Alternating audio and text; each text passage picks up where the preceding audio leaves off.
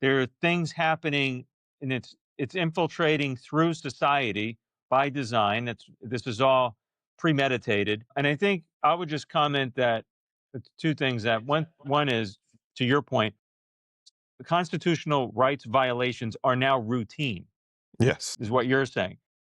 Murder, it doesn't have to just be murder. It doesn't have to just be kidnapping. They have ICE agents that have raped women. for sure. Going beyond that, they have people that are having their civil rights violated literally around the clock in Minneapolis, around the clock and around the country, by the way, not just in Minneapolis.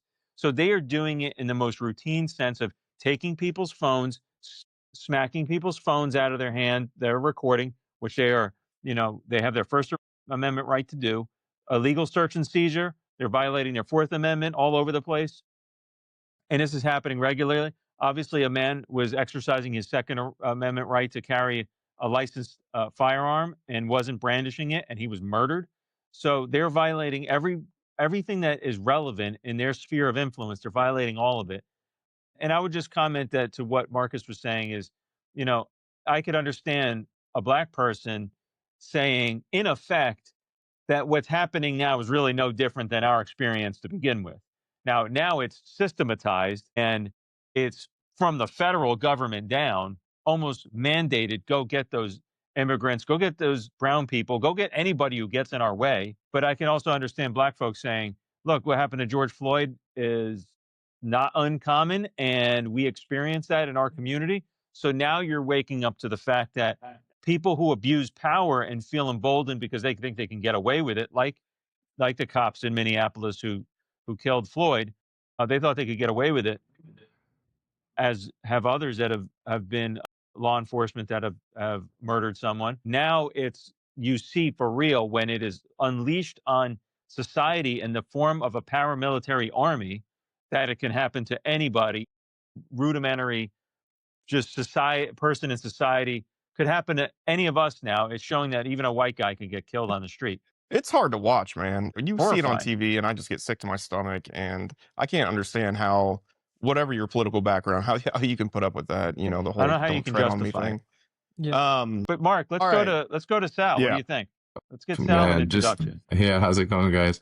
No, I mean, I'm right there in the same boat. I think it's absolutely horrifying. My family is completely immigrants, so we came to Italy or we came to America when I was very young. That is, though, my family, unfortunately, I've had to not cut off, but most of them are Trump supporters. So a lot of Mm, Italians just, I feel like, naturally went that way. I'm not sure why. I Yeah, like retained a few family members that were normal or whatever, but a lot of them are just obsessed with this whole MAGA thing still. So I'm trying to navigate that. But still.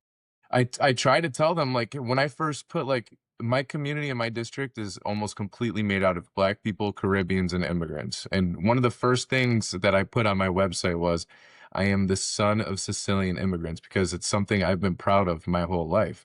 I've never felt like I had to have a reason to walk outside and be scared. I know that, like, my whole family, they're supporting this guy right now. Meanwhile, they could be probably deported any second. Like, if you were to look at them and just say, boom, they came here when they were that age, get rid of them, they could do that to my entire family.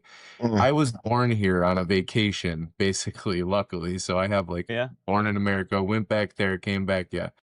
So it's horrifying to me. I put that in my profile, even tried to, say to them, like, listen, guys, this is terrifying. They're like, no, they're just doing their job.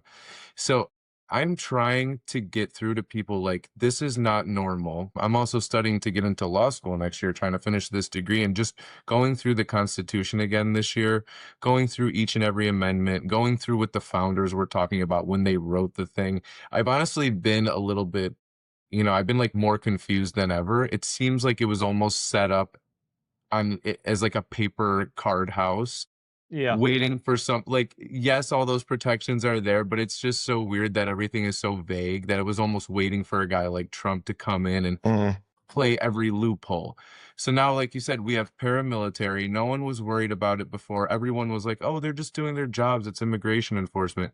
Now people are getting disappeared off the streets, like you said, completely just kidnapped. I mean, they go up to 15-year-old kids. Hey, where are you from? Right. I'm Where from are your blah, blah, blah. papers? Yeah. Oh, sounds like you got an accent. Turn around and put your hands behind your back. Mhm. that is like democracy is like, and I don't want to say it's gone, but like we are like we're at that edge. So I Yeah, we're really teetering right now. totally